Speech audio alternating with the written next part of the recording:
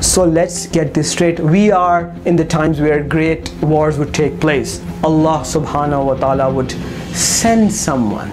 That hope would be Al-Mahdi.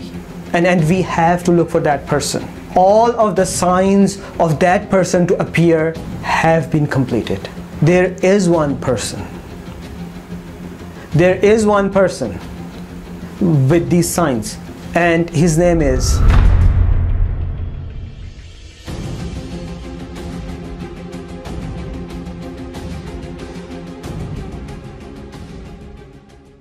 the whole Muslim Ummah is in distress.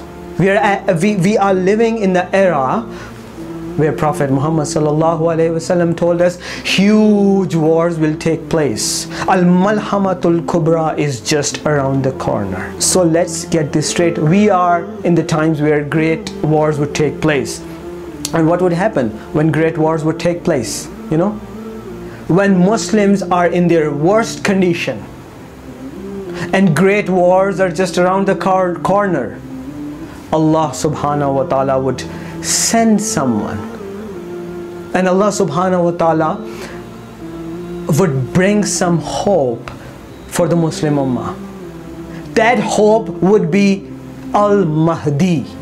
He would be a simple, normal human being, a normal Muslim from the lineage of Prophet Muhammad sallallahu alaihi wasallam, and his name would be Muhammad, and his father's name would be like the name of the father of Prophet Muhammad sallallahu alaihi wasallam. The Mahdi will revive Islam and create one ummah, and will combine all of the sections in the countries and all of the different categories and groups of ummah into one ummah. And the Mahdi will establish one khilafah from Pakistan all the way to Jerusalem. And the Mahdi must have born already.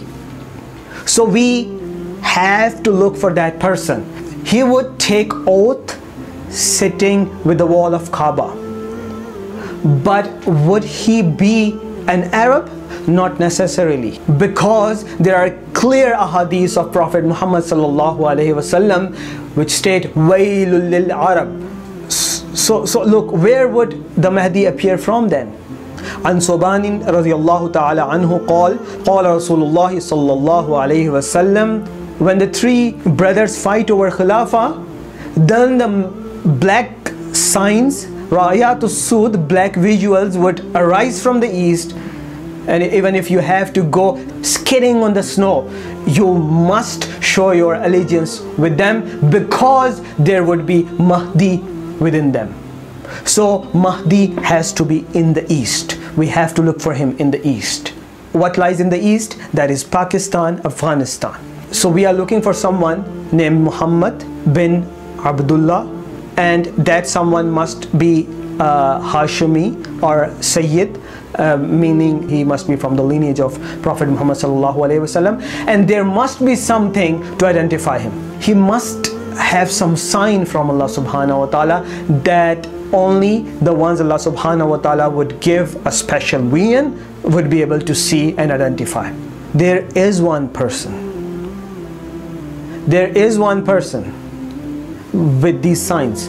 This is my own research about that person. This is my research about that person. I think that the Mahdi could be Muhammad Qasim. There are a lot of signs that fall true on him. There are still some signs that do not fall true on him. So I can say that he's a very, very, very solid candidate for Mahdi. Number one, his name is Muhammad Qasim. So his first name is Muhammad.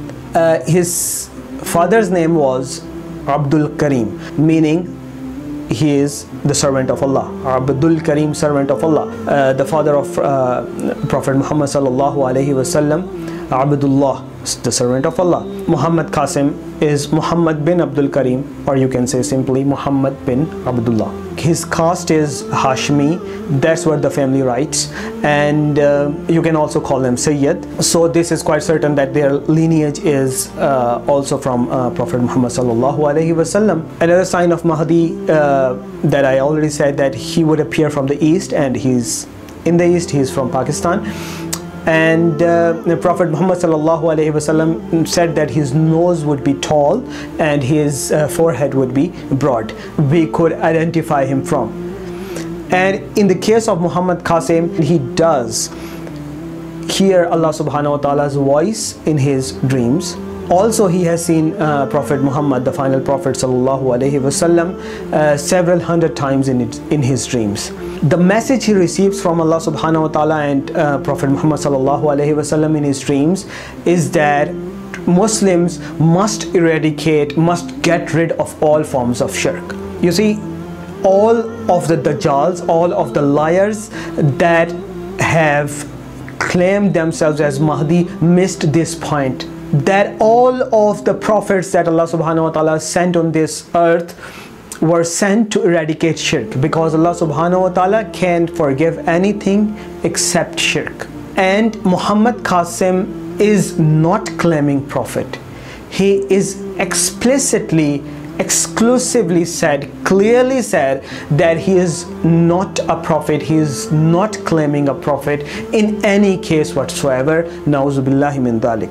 The most important sign, and this is also the one that all of the Dajjals and all of the liars before have missed, and that is that the Mahdi would be someone who would hate, who would not like to be the Mahdi, and the people would take oath from him by force, and until the last point he would keep on denying, keep on trying to run away from the responsibility.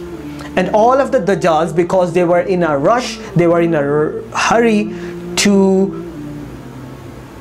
gain the benefits of this world, all of the Dajjals and all of the Kazabs and all of the liars before have claimed Mahdi themselves. And you know, this is me talking, and I think Muhammad Qasim could be Mahdi, but if you hear from Muhammad Qasim, he has been saying for past several years that he is not the Mahdi and he will not claim Mahdi ever. This is a very solid point. Also, Prophet Muhammad sallallahu alaihi wasallam said in a Sahih hadith that nothing out of the signs and the powers of Nabuwah is left apart from the blessed or true dreams that a mu'min sees for himself, or someone, some other mu'min sees for him. Also, Prophet Muhammad sallallahu alaihi wasallam said that whoever has seen me sallallahu alaihi wasallam in a dream, he has seen me, because the Satan cannot take my shape. This is important, and understand it very clearly. If you or someone else has really seen Prophet Muhammad sallallahu alaihi wasallam in his dream, then you do not need anyone else's approval for that, because this is a domain that has been guaranteed by Prophet Muhammad sallallahu alaihi wasallam himself, that the Satan cannot take his shape. And when something is guaranteed, it is guaranteed. It is a source of information. It is a source of solid signal from Allah subhanahu wa ta'ala. For that matter, you would have to look for Muhammad Qasim's content on YouTube and on the internet, and you would have to find out what exactly is his content and what is the message that he is receiving from Allah subhanahu wa ta'ala and the last prophet, the Prophet Muhammad sallallahu alaihi wasallam, through dreams. And last but not least, that the dreams have a solid and a very strong position in Sharia.